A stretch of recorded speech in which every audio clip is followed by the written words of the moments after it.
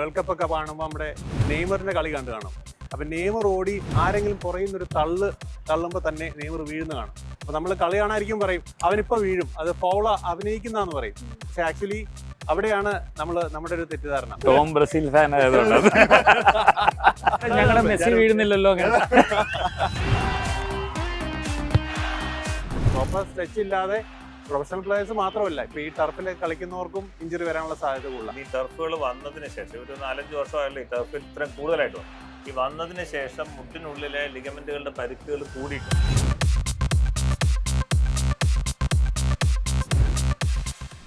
ഈ ക്രിക്കറ്റും ഫുട്ബോളൊക്കെ കണ്ടുകൊണ്ടിരിക്കുമ്പോഴേ നമുക്ക് ഇഷ്ടപ്പെട്ട പ്ലേയേഴ്സിന് എന്തെങ്കിലും ഇഞ്ചുറീസ് പറ്റുമ്പോൾ നമുക്ക് ആകെ അങ്ങ് ടെൻഷനാണ് അല്ലേ? അവർക്ക് എന്ത് പറ്റി, അവർ ഇനി ഗ്രൗണ്ടിലേക്ക് തിരിച്ചു വരുമോ, എത്ര കാലം കഴിഞ്ഞ് തിരിച്ചു വരുമോ, അങ്ങനെ കുറേ കൺഫ്യൂഷൻസും സംശയങ്ങളൊക്കെ നമ്മുടെ ഇടയിൽ കൂടെ പോകാറുണ്ട്. അപ്പോൾ അത്തരത്തിലുള്ള സംശയങ്ങൾക്കൊക്കെ മറുപടി പറയാൻ ഇന്ന് എന്നോടൊപ്പം കുറച്ച് ആളുകളുണ്ട്.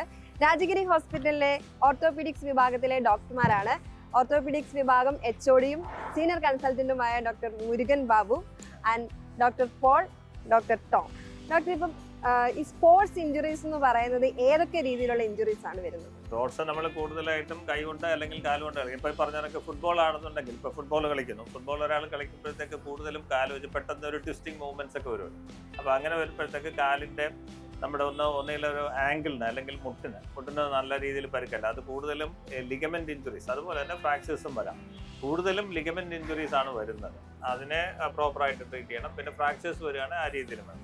അതേസമയം ക്രിക്കറ്റ് പോലുള്ള കളികളാണെങ്കിൽ നമുക്ക് കുറച്ചുകൂടെ ആക്ഷൻ കയ്യിലാണല്ലോ വരുന്നത്. ബൗളിങ്ങും ഇതൊക്കെ വരുന്നതുകൊണ്ട് കുഴയ്ക്കും. അതെ, വരുമ്പോഴത്തേക്ക് കൈയുടെ കുഴയ്ക്കൊക്കെയാണ് സാധ്യത. ഈ വേൾഡ് കപ്പിലൊക്കെ ബൗണ്ടറിന്ന് സൂര്യ ഒരു ക്യാച്ച് എടുത്ത ഇതൊക്കെ ഓർമ്മ അറിയത്തില്ല. ക്രിക്കറ്റ് കളിക്കുന്ന ആൾക്കാർ അത് അവര് നല്ല വെൽ പ്രാക്ടീസ് ആയതുകൊണ്ടായിരിക്കും അല്ലെ ഒരു ഇഞ്ചുറിയും പറ്റാതെ അത് ആ ക്യാച്ച് എടുക്കും. അവര് പല ഇഞ്ചുറികളും പറ്റി ആയിരിക്കും ഈ ഒരു ലെവലിലോട്ട് എത്തിയത്. എക്സ്പീരിയൻസ് അത് ആ പ്രൊഫഷനിലോട്ട് വരുമ്പോഴത്തേക്ക് ഇഞ്ചുറിയുടെ അതെ ചിലപ്പോൾ അതിന്റെ കൂടുതൽ ആ ഫ്രീക്വൻസി കുറയും, പക്ഷെ ഇമ്പാക്ട് കൂടുതലായിരിക്കും. അത് വരുന്ന വലിയ ഇഞ്ചുറികളായിരിക്കും ഒരു പക്ഷെ അവർക്ക് വരുന്നത്. അല്ല, അത് മാത്രമല്ല വെൽ ട്രെയിൻഡ് ആയിട്ട് തന്നെയാണ് കേട്ടോ. കാരണം അവർ ചെറുപ്പം മുതലേ കളിച്ച് അവരുടെ മസിൽസ് ഒക്കെ വെൽ ടോൺഡ് ആണ്. അവര് അങ്ങനെ ഒന്ന് നമ്മൾ TV കണ്ടെങ്കിൽ അങ്ങനെ ഒരു 1000 പ്രാവശ്യം അവർ പ്രാക്ടീസ് ചെയ്തിട്ടാണ് അങ്ങനെ എടുക്കാൻ പറ്റുന്നത്. ഇപ്പൊ നമ്മള് TV കണ്ടിട്ട് നമ്മൾ അങ്ങനെ ചാടാൻ പോയാൽ ഉറപ്പായിട്ടും കാലും കൈ ഓടിയും 100% ഉറപ്പാണ്. അവര് ട്രെയിൻഡ് ആയതുകൊണ്ട് തന്നെയാണ്. അത് അങ്ങനെ ട്രെയിൻഡ് ആയതാണ്. അതൊരു സ്ട്രെച്ച് ചെയ്ത് മസിൽസിനെ സ്ട്രെങ്തൻ ചെയ്ത് അങ്ങനെ ഒരു ക്യാച്ച് എടുക്കാൻ അവർക്ക് സ്ട്രെങ്ത് ഉള്ളതുകൊണ്ട് അവർക്ക് അങ്ങനെ ചെയ്യാൻ പറ്റും. ചെറിയതെന്നാണല്ലോ എല്ലാം ചേർന്ന് ഒന്നിൽ നിന്ന് തുടങ്ങാന്ന് പറഞ്ഞാൽ ചെറുതായിട്ട് കയറി വന്നാണ് ആ ഒരു ലെവലിലോട്ട് എത്തുന്നത് പ്രൊഫഷണൽ ആൾക്കാർ. ഫുട്ബോൾ പ്ലേയേഴ്സിന് വരുമ്പോൾ ലെഗിലേക്കൊക്കെയാണ് ഇത്തരത്തിലുള്ള ഇഞ്ചുറീസ്. അത് ഏതൊക്കെ രീതിയിലുള്ള ഇഞ്ചുറീസ് ആണ്? ഞാൻ നേരത്തെ സൂചിപ്പിച്ച പോലെ കാലിലാണെങ്കിൽ ആംഗിളിലുള്ള ഫ്രാക്ചർ, അത് കൂടുതലും നമ്മൾ സ്ട്രെയിൻ ഇല്ലെങ്കിൽ ഫ്രാക്ചേഴ്സ് എന്ന് പറയും. അതിൽ കൂടുതലും വരുന്നത് നമ്മുടെ കാലിന്റെ പുറത്തെ ഭാഗത്തുള്ള അസ്ഥി തമ്മിലുള്ള കണക്ട്. നമ്മൾ സാധാരണ ഇത് പറയുന്നത് ഉളുക്കുക എന്ന് പറയുന്നത്. അപ്പോൾ അങ്ങനെ വരുമ്പോൾ പെട്ടെന്ന് താഴെ വീഴും. വീണ് കഴിഞ്ഞാൽ പിന്നെ കളി ചിലപ്പോൾ ഒരു പക്ഷേ കണ്ടിന്യൂ ചെയ്യാൻ പറ്റിയെന്ന് വരില്ല. അതാണ് ആംഗിളിലൊക്കെ വരുന്നത്. അതിൻ്റെ കൂടെ തന്നെ ഫ്രാക്ചേഴ്സും വരാം. മുട്ടിലേക്ക് വരുമ്പോൾ മുട്ടിനാണ് അതിനെക്കാട്ടിൽ കൂടുതൽ ലിഗമെന്റ്സ്, കൂടുതൽ സ്ട്രോങ് ആയിട്ട് കൊടുത്തിരിക്കുന്ന മുട്ടിന്റെ ഒരു ഘടന അനുസരിച്ച് ലിഗമെന്റ്സ് കൂടുതൽ ശക്തി കൊടുക്കുന്ന ഒരു ജോയിന്റ് ആണ് മുട്ട്. അപ്പോൾ അതിന്റെ ഫ്രണ്ടിൽ ബാക്കിൽ 2 സൈഡിലും ലിഗമെന്റ്സ് ഉണ്ട്. കൊളാറ്ററൽ ലിഗമെന്റ്സ് എന്നും ക്രൂഷിയേറ്റ് ലിഗമെന്റ്സ് എന്ന് പറയുന്നത്. അപ്പോൾ ഇതിനൊക്കെ ഉള്ള ഇഞ്ചുറി പറ്റിക്കഴിഞ്ഞ് കഴിഞ്ഞാലും വീണ്ടും കളിക്കാനോ അല്ലെങ്കിൽ പെട്ടെന്ന് പിന്നെ കളി തുടർന്നു കഴിഞ്ഞാൽ കൂടുതൽ പരിക്കിലേക്ക് പോവുകയും ചെയ്യാം. ഇതൊക്കെയാണ് കൂടുതലായിട്ടും ഈ സ്പോർട്സ് റിലേറ്റഡ് ആയിട്ടുള്ള കാലിലെ ഇഞ്ചുറികൾ. മുട്ടിന്റെ കാര്യം പറയുകയാണല്ലേ, നമ്മള് സാറിന് പിവട്ട് ചെയ്യാന്ന് പറയും. ഇപ്പം ബാസ്കറ്റ്ബോൾ കളിക്കുന്നവർ ഒരു കാലെ കുത്തി ഇങ്ങനെ തിരിയും, ഇങ്ങനെ പിവട്ട് ചെയ്യാന്ന് പറയും. ഫുട്ബോളിലും ഒറ്റക്കാലം തിരിയും. ക്രിക്കറ്റ് കളിക്കുമ്പോൾ ഓടിക്കാല് സെക്കൻഡ് റണ്ണിന് വേണ്ടി തിരിയും. പിവട്ട് ചെയ്യാന്ന് പറയും. ആ പിവട്ട് ചെയ്യുമ്പോഴാണ് സാധാരണ ഇഞ്ചുറി. നമുക്ക് ACL എന്നൊരു ലിഗമെന്റ് ഒക്കെ ആ പിവട്ട് ചെയ്യുമ്പോൾ ACL ഇല്ലാത്തപ്പം നമുക്ക് പിവട്ട് ചെയ്യാൻ പറ്റത്തില്ല. അതാണ് മെയിൻലി സാറ് പറഞ്ഞ ഉദ്ദേശിച്ചതാണ്. പുറമേ ലിഗമെന്റ് നമ്മള് നേരെ ഇങ്ങനെ പോകുമ്പോൾ ഒരുപക്ഷെ പ്രശ്നം ഉണ്ടായില്ല, ഇങ്ങനെ തിരിയുന്നു. അപ്പൊ ഇതിപ്പോ ഈ ബോള് പല വഴിക്ക് പോകുന്നു, അതിന് കുറെ ആളും പോകണം. അപ്പൊ ആ പോകുന്നതനുസരിച്ച് കാല് തിരിയുമ്പോഴത്തേക്ക് പെട്ടെന്ന് ആ ഒരു ഓക്വേർഡ് മൂവ്മെന്റ് വന്നു കഴിഞ്ഞാൽ പെട്ടെന്ന് വരും. ബാലൻസ് പെട്ടെന്ന് പോയി കഴിഞ്ഞ് കഴിഞ്ഞാൽ ആ ശക്തി മുഴുവൻ പോകും. അതൊരു ഇഞ്ചുറിയിലോട്ട് കലാശിക്കും. ഇത്തരത്തിലൊക്കെ ഈ വാമപ്പിന് ഭയങ്കര ഇമ്പോർട്ടൻസ് ആയിരിക്കും. ഇപ്പം ക്രിക്കറ്റ് കളിക്കുന്നവർ അവര് സ്വിം ചെയ്യുന്ന കാണാം, ഫുട്ബോൾ കളിക്കുന്ന കാണാം. അപ്പൊ നമ്മൾ വിചാരിക്കും ഇവരെന്തിനാ ഫുട്ബോൾ കളിക്കുന്നതെന്നൊക്കെ നമ്മൾ വിചാരിക്കാറുണ്ട്. അപ്പൊ ആ ഒരു വാമപ്പിന്റെ ഇമ്പോർട്ടൻസ് എങ്ങനെയാണ്? ഇപ്പൊ ഈ ഫുട്ബോൾ പ്ലേയേഴ്സ് ആണെങ്കിലും അല്ലെങ്കിൽ എന്ത് സ്പോർട്സ് ചെയ്യുന്ന ആളുകൾക്കാണെങ്കിലും വാമപ്പിന്റെ ഒരു ഇമ്പോർട്ടൻസ് എങ്ങനെയാണ്? ഇപ്പോൾ ഈ പ്രൊഫഷണൽ ലെവൽ ഓഫ് സ്പോർട്സ് കളിക്കുന്നവർക്ക് വാമപ്പ് ആൻഡ് അതിന് വേണ്ടി ടാർഗറ്റഡ് ആയിട്ടുള്ള ട്രെയിനിങ്ങും ഇമ്പോർട്ടൻ്റ് ആണ്. വാമപ്പ് എന്ന് പറയുന്നത് സ്ട്രെച്ചിങ് ആണ്. Usual just before A game നമ്മൾ എന്തൊക്കെ ചെയ്യുന്നു ആ മസിൽസിനെയൊക്കെ വാമപ്പ് ചെയ്യാൻ വേണ്ടി സ്ട്രെച്ചിങ് ചെയ്യുന്നു. അത് തന്നെ കുറേ സെറ്റ്സ് ഓഫ് സ്ട്രെച്ചിങ്. അതിന് മുമ്പേ തന്നെ ഇതിന് തയ്യാറെടുപ്പ് നടത്തും. അതായത് ഓരോ സെറ്റ്സ് ഓഫ് മസിലിനെ നമ്മൾ ബലപ്പെടുത്തും.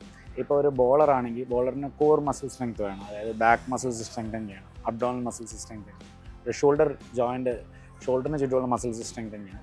അപ്പോൾ അതിനായിട്ട് ടാർഗറ്റഡ് ആയിട്ട് അവർക്ക് അതിൻ്റേതായിട്ടുള്ള എക്സസൈസ് റിജീമും മറ്റുമൊക്കെ ഉണ്ടാവും.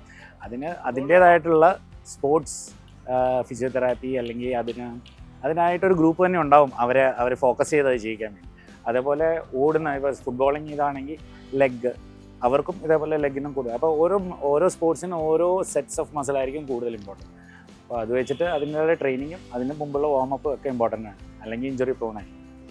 നമ്മൾ സ്ട്രെച്ച് ചെയ്യാന്ന് പറയുമ്പോഴേ ഒരു ജോയിന്റ് ഉണ്ടെങ്കിൽ ആ ജോയിന്റിന്റെ ഏറ്റവും മാക്സിമം എത്തും, 2 മൂവ്മെന്റിലെ മാക്സിമം ലെവലിലെത്തും. അപ്പൊ കളിയുടെ ഇടയ്ക്ക് കൈ ഇങ്ങനെ ആയി പോയാലും നമുക്ക് പ്രശ്നമില്ല. കളിക്ക് മുമ്പേ നമ്മൾ ഓൾറെഡി സ്ട്രെച്ച്ഡ് ആയിട്ടിരിക്കുക. രാവിലെ എഴുന്നേറ്റ് സ്ട്രെച്ച് ഒന്നും ചെയ്യാതെ പെട്ടെന്ന് ഇങ്ങനെ വരുമ്പോൾ നമുക്ക് വേദന എടുക്കും എന്ന് പറഞ്ഞ പോലെയാണ് എല്ലാ മസിൽസും അങ്ങനെയാണ്. അപ്പം പ്രോപ്പർ സ്ട്രെച്ച് ഇല്ലാതെ പ്രൊഫഷണൽ പ്ലേയേഴ്സ് മാത്രമല്ല, ഇപ്പോൾ ഈ ടർഫിൽ കളിക്കുന്നവർക്കും ഇഞ്ചുറി വരാനുള്ള സാധ്യത കൂടുതലാണ്. ടർഫിന്റെ പ്രശ്നം ചോദിച്ചാൽ ഇപ്പോൾ 1 മണിക്കൂർ ആൾക്കാർ മിക്കവാറും സംഭവിക്കുന്ന 1 hour ആണ് ടർഫ് എടുക്കുന്നത്. അപ്പം മിക്കവാറും 5 മിനിറ്റ് ലേറ്റ് ചെയ്താൽ നേരെ കളിച്ചങ്ങ് പോകും. അപ്പോഴാണ് ഇഞ്ചുറി വരുന്നത്. ഈ ടർഫ് നിലം അത്ര ഗ്രൗണ്ട് അല്ലല്ലോ, ഈ കുറച്ചൊരു സിമെന്റിന്റെ മുകളിലാണ് ഈ സിന്തറ്റിക് സാധനം വരുന്നത്. അപ്പം ഇഞ്ചുറീസ് വരാനുള്ള ഭയങ്കര സാധ്യതയാണ്. അപ്പോൾ ആൾക്കാരെ ഈ ടർഫിലുള്ളവർക്ക് സ്പെഷ്യലായിട്ട് ശ്രദ്ധിക്കേണ്ട കാര്യം, ഒരു 10 മിനിറ്റ് നേരത്തെ വന്ന് പുറത്തെങ്ങാനും സ്ട്രെച്ച് ചെയ്തേ അകത്ത് കയറാവുള്ളൂ. അത് മെയിൻ ഇഞ്ചുറിയാണ്. കാരണം 1 മണിക്കൂർ തീർക്കാൻ വേണ്ടി മാക്സിമം 1 മണിക്കൂർ യൂട്ടിലൈസ് ചെയ്യും. നമ്മുടെ മലയാളികൾക്ക് പൊതുവെ യൂട്ടിലൈസ് ചെയ്യാൻ ഒരു ഇതുണ്ട്. അപ്പം മാക്സിമം 1 hour യൂട്ടിലൈസ് ചെയ്താൽ ചിലപ്പോൾ പണി വരും. Actually non professional sports person ആണ് കൂടുതൽ ഇഞ്ചുറി ഇപ്പോൾ. പ്രൊഫഷണൽ ആൾക്കാരെ ഇതേപോലെ ഇത് ചെയ്തിട്ടാണ് വരുന്നത്. ഇപ്പം ഞങ്ങളൊക്കെ ചെറുപ്പത്തിൽ ഇപ്പോഴും സ്പോർട്സ് പാഷനായിട്ട് ഇപ്പോഴും കളിച്ചുകൊണ്ടൊക്കെ ഇരിക്കും. പക്ഷേ അപ്പോൾ നമുക്ക് ആ കിട്ടുന്ന ഒരു ഫ്രീ ടൈം മാക്സിമം യൂട്ടിലൈസ് ചെയ്ത് ആ കളിക്കണം എന്നുള്ളത്. അപ്പോൾ നമ്മൾ ഓടി വരുന്ന കിട്ടുന്ന സമയം ചാടിക്കയറി കളിക്കും. വേറെ പ്രൊഫഷനിൽ നിൽക്കുന്ന ആൾക്കാരാണ്, പക്ഷെ കിട്ടുന്ന ആട്ടെ. അപ്പം പ്രോപ്പർ സ്ട്രെച്ചിങ്ങോ പ്രോപ്പർ സ്ട്രെങ്തനിങ്ങോ ഒന്നും ചെയ്യൽ നടക്കില്ല. അങ്ങനെയുള്ളവർ ആക്ച്വലി ഇഞ്ചുറി പ്രോണാണ്.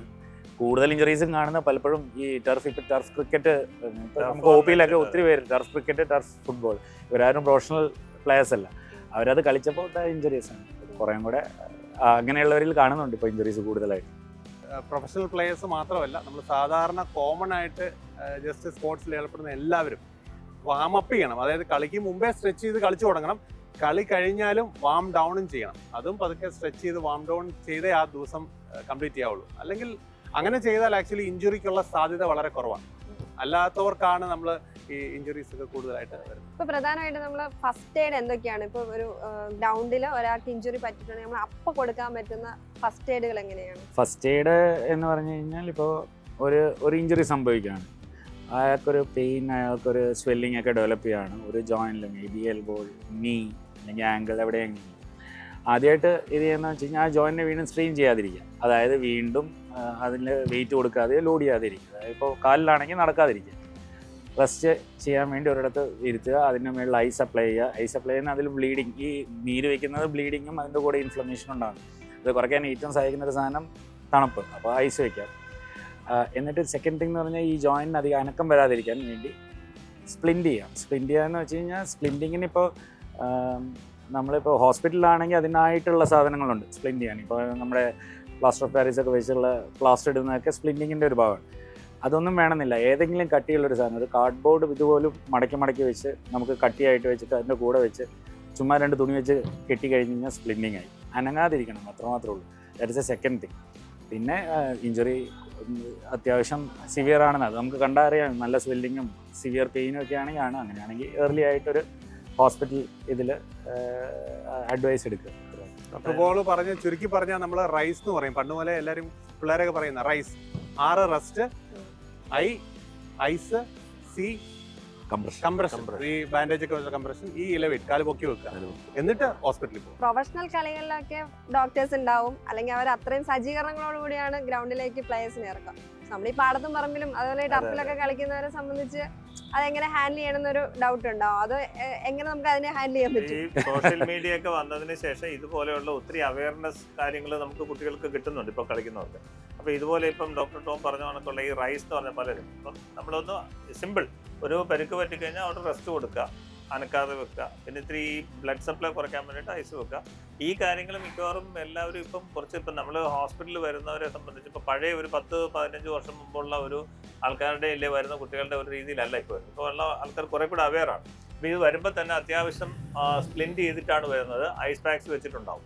പക്ഷെ നമുക്ക് ഒത്തിരി ഇമ്പ്രൂവ്മെന്റ് ഇപ്പോഴത്തെ ഈ കളികളിൽ പരിക്ക് പറ്റുന്നതനുസരിച്ച് ആൾക്കാർ അതിൽ നിന്ന് പാഠങ്ങൾ പഠിച്ച് ഇപ്പൊ അതിനുള്ള ഒരു പ്രിവെൻഷനും എടുക്കുന്നുണ്ട്. പിന്നെ ഇതുപോലത്തെ പ്രോഗ്രാംസ് ഒക്കെ ഒത്തിരി കാണുന്നത് കൊണ്ട് കുട്ടികൾക്കൊക്കെ അതിനെക്കുറിച്ച് നല്ലൊരു ഐഡിയ ആണ്. അതുപോലെ തന്നെ അവരുടെ ടീച്ചേഴ്സ് സ്കൂളുകളിലൊക്കെ നമ്മുടെ ഈ ഇതുപോലെ കായിക അധ്യാപകരൊക്കെ ഇത് നന്നായിട്ട് ഈവൻ പ്രൈമറി സ്കൂളുകളിൽ തൊട്ടുകൾ പല സ്ഥലത്തും ഇതൊക്കെ പറഞ്ഞു കൊടുക്കുന്നുണ്ട്. അപ്പോൾ അത് അവയർനെസ് കൂടിയിട്ടുണ്ട്.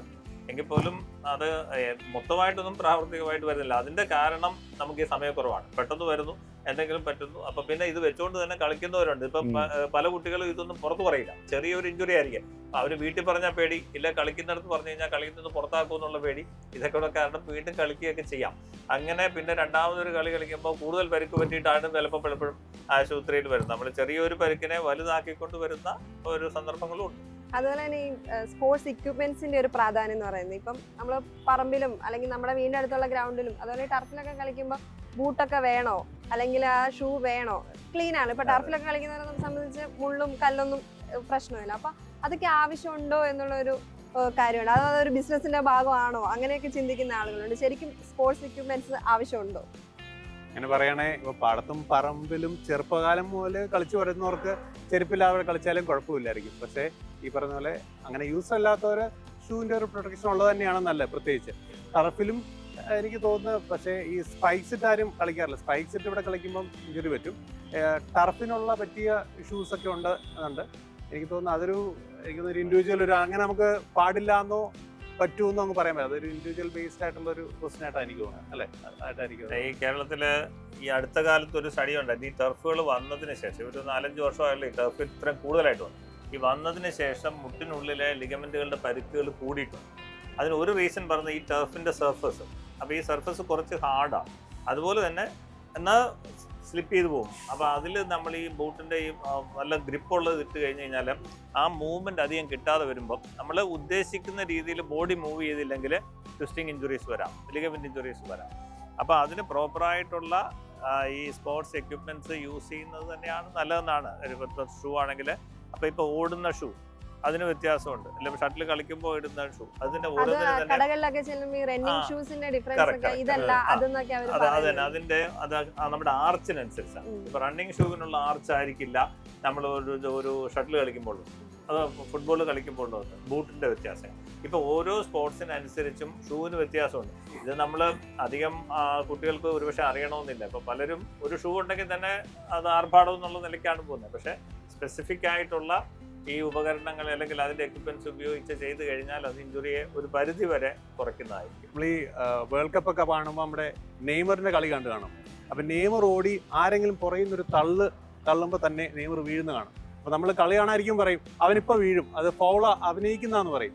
പക്ഷെ ആക്ച്വലി അവിടെയാണ് നമ്മുടെ ഒരു തെറ്റിദ്ധാരണ. നമ്മൾ സാധാരണ കളിയിൽ ഈ ഫുട്ബോള് പ്രൊഫഷണലായിട്ട് ആദ്യം പഠിപ്പിക്കുന്നവരോട് ആദ്യം എങ്ങനെ വീഴണമെന്നാണ് പഠിപ്പിക്കുന്നത്. അതായത് പരിക്ക് പറ്റാതെ എങ്ങനെ വീഴണമെന്ന്.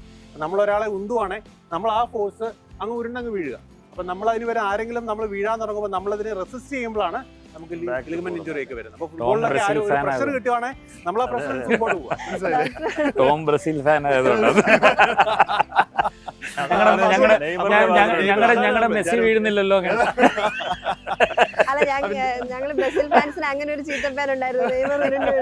അതെ, അത് തന്നെ.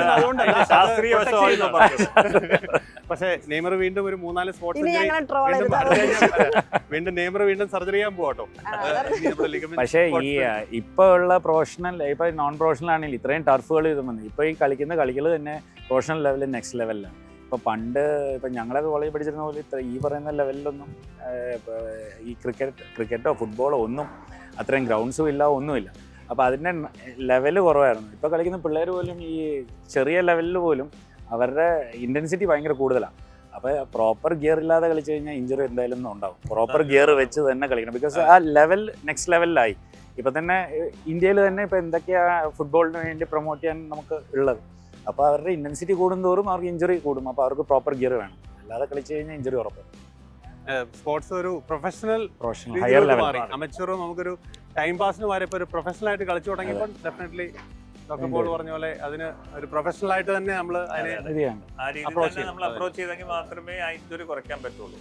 അതാ ഇപ്പൊ ചോദിക്കാൻ വന്നത്, ഈ ഷോൾഡർ ഡിസ്ലൊക്കേഷൻ ഒക്കെ പോലെയുള്ള കാര്യങ്ങളൊക്കെ വരുമ്പോൾ ഓപ്പൺ സർജറി ഒക്കെ വേണ്ടി വരുന്ന സിറ്റുവേഷൻ ഉണ്ടല്ലോ. അപ്പൊ എല്ലാവർക്കും ഒരു പേടിയുണ്ട്, ഇത് പെട്ടെന്ന് മാറും. ഇനി പ്ലേയേഴ്സിനെ സംബന്ധിച്ച് അവരുടെ ഒരു സ്പോർട്സിന്റെ കരിയർ എന്ന് പറയുന്ന വളരെ കാലയളവ് വളരെ കുറവാണ്. അപ്പൊ അവർക്ക് ഇനിയും തിരിച്ച് ആ പഴയ ഫോമിലേക്ക് എത്താൻ പറ്റുമോ?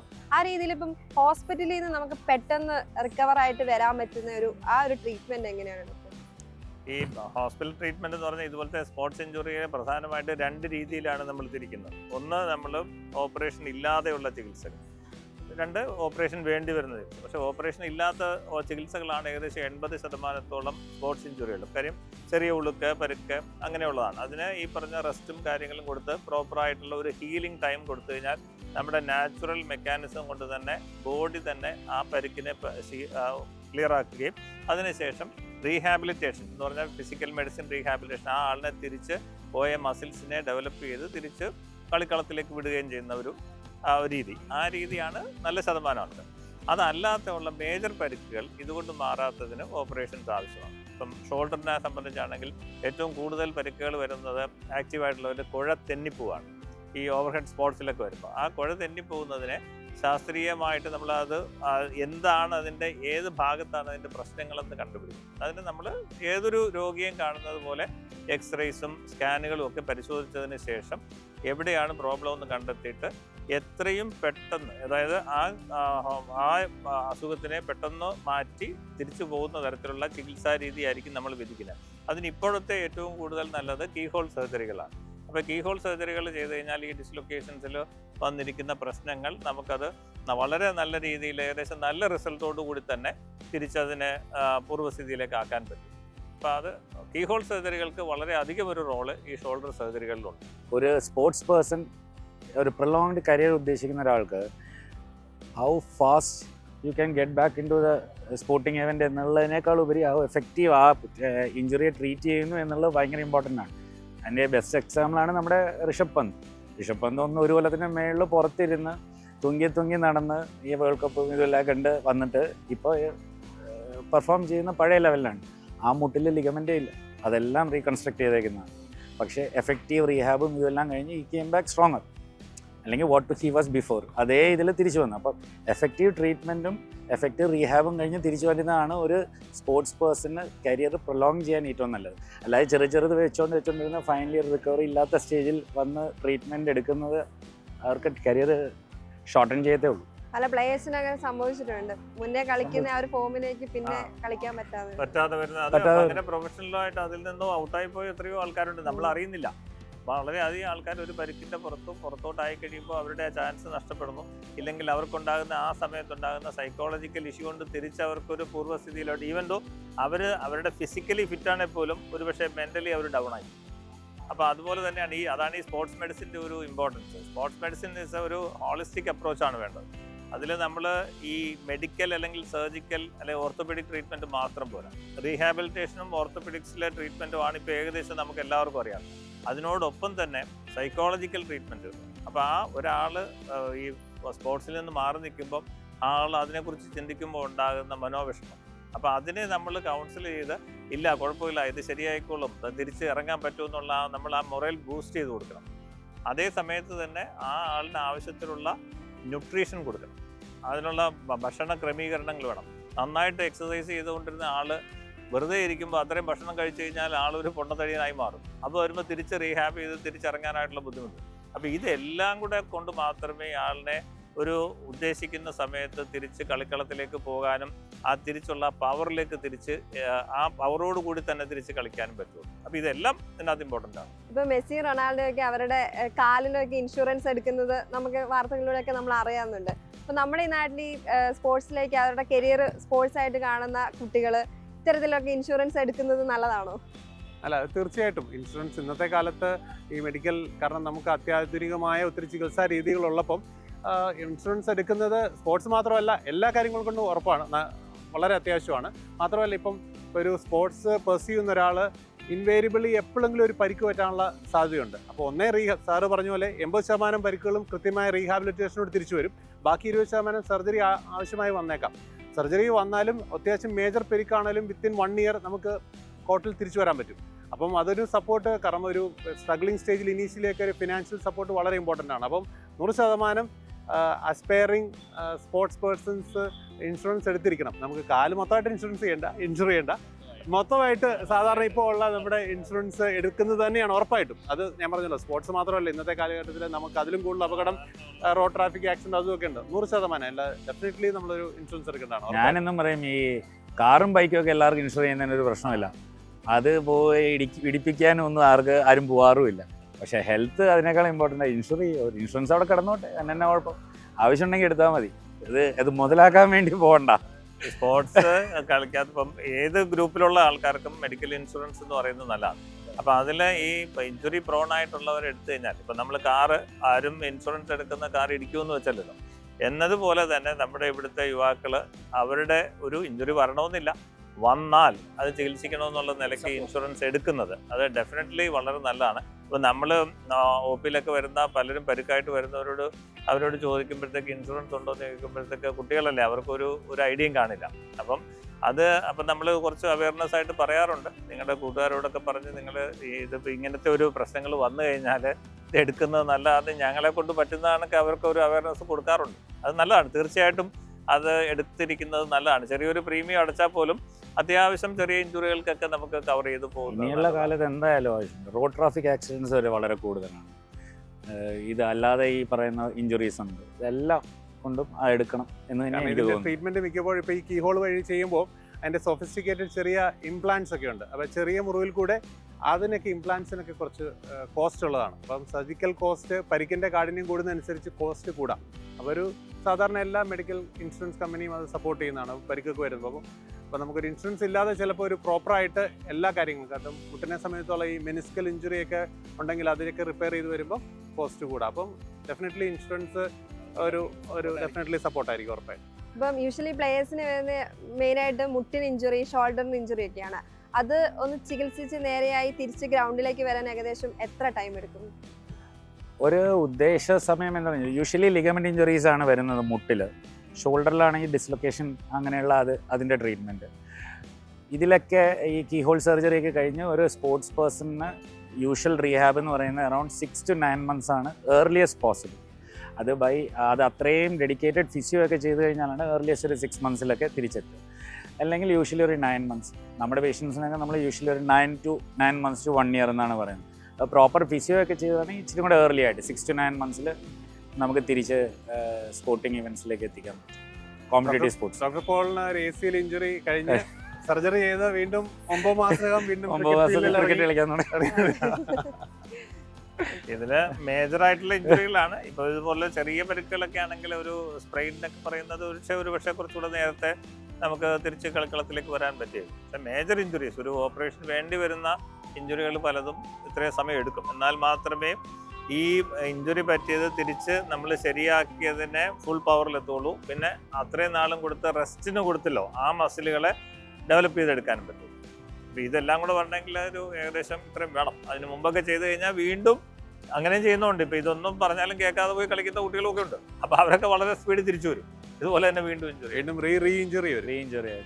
അപ്പോൾ അത് ഒഴിവാക്കണമെന്നുണ്ടെങ്കിൽ പ്രോപ്പർ റീഹാബ്, പ്രോപ്പർ ടൈം, അതെല്ലാം കറക്റ്റായിട്ടുള്ള മെഡിക്കൽ അഡ്വൈസും കറക്റ്റായിട്ടുള്ള ട്രീറ്റ്മെന്റ് പ്രോട്ടോക്കോളും പാലിച്ചെങ്കിൽ മാത്രമേ അത് ശരിയായിട്ട് കിട്ടൂ. നമുക്ക് ഒരുപാട് ഇൻഫോർമേറ്റീവ് ആയിട്ടുള്ള കാര്യങ്ങളാണ് ഡോക്ടേഴ്സ് പറഞ്ഞു തന്നത്. നല്ല വൈബ്രന്റ് മൂഡിൽ തന്നെ നമുക്ക് പറഞ്ഞു തന്നു. So thank you so much doctors. Welcome.